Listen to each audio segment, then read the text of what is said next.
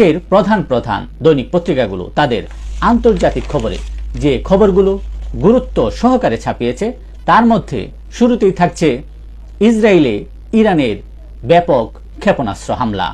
Hezbollah ও Hamas প্রধানকে হত্যার প্রতিশোধে এই হামলা করে ইরান। তেল আবিব ও জেরুজালেম লক্ষ্য করে 180 ক্ষেপণাস্ত্র নিক্ষেপ করে ইরান। বৃহত্তর যুদ্ধের ঝুঁকি, ত্রিমুখী হামলায় বিপর্যস্ত ইসরায়েল। ইরানের ক্ষেপণাস্ত্র থেকে বাঁচতে বোম শেল্টারে আশ্রয় নেয় ইসরায়েলিরা। লেবাননে স্থল অভিযান ইসরায়েলের, হিজবুল্লাহ যোদ্ধাদের সঙ্গে তীব্র লড়াই অব্যাহত। দক্ষিণ কোরিয়া সশস্ত্র বাহিনী দিবস উপলক্ষে শক্তিশালী ব্যালিস্টিক ক্ষেপণাস্ত্র প্রদর্শন করেন। পাশাপাশি দেশটির প্রেসিডেন্ট সতর্ক করে বলেন, উত্তর কোরিয়ার শাসক গোষ্ঠী পারমাণবিক অস্ত্র ব্যবহার করলে তাদের ধ্বংস অনিবার্য।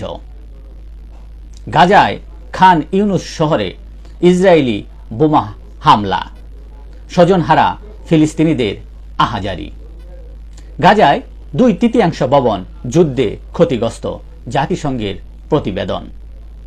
ভারত সীমান্তে চীনের ক্ষেপণাস্ত্র পরীক্ষা, দিল্লির উদ্বেগ। ভারত ও চীনের মধ্যে কূটনৈতিক আলোচনা চলমান অবস্থায় চীন এ পরীক্ষা চালালো। এতে ব্যাপক প্রতিক্রিয়া দেখা দিয়েছে ভারতের মধ্যে। এই ছিল দেশের প্রধান প্রধান দৈনিক পত্রিকার শিরোনামে উঠে আসা শীর্ষ সংবাদ জানিয়ে এতক্ষণ আপনাদের মাঝে উপস্থিত ছিলাম। আশা করি আপনাদের ভালোই লেগেছে।